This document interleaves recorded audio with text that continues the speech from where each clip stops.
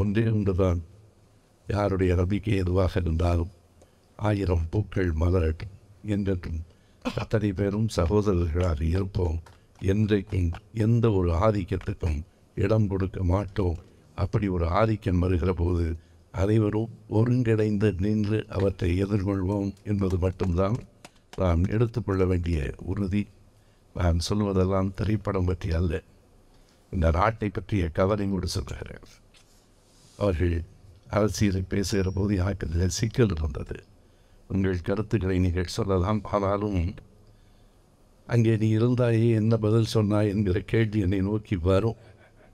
இருப்பினும் நான் அது குறித்து கவலை கொள்ளவில்லை. உங்களுக்குத்தான் அது தெரியும், எனக்கு என்ன நடக்கிறது என்று தெரியாது. ஆனால் ஒரு அரசியலை நான் முன்வைக்கிறேன்.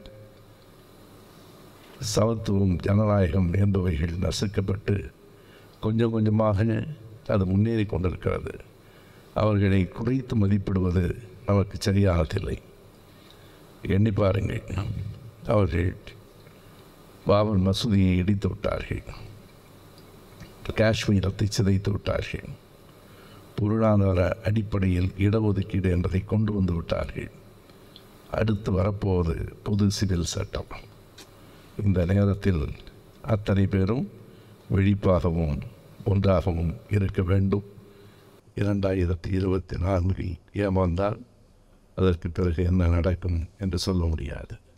2024ஆம் ஆண்டு தேர்தல் யார் வெற்றி பெறுவது என்பதற்காக நடக்கப் போகிற தேர்தல் இல்லை. அடுத்து இந்த நாட்டில் தேர்தல் வேண்டுமா வேண்டாமா என்பதை தீர்மானிப்பதற்காக நடக்கப் போகிற தேர்தல். இவை எல்லாவற்றையும் என் நெஞ்சின் பாடத்திலிருந்து நான் சொல்லுகிறேன். நாளை அதிகாலை 5 மணிக்கெல்லாம் நான் புறப்பட வேண்டும்.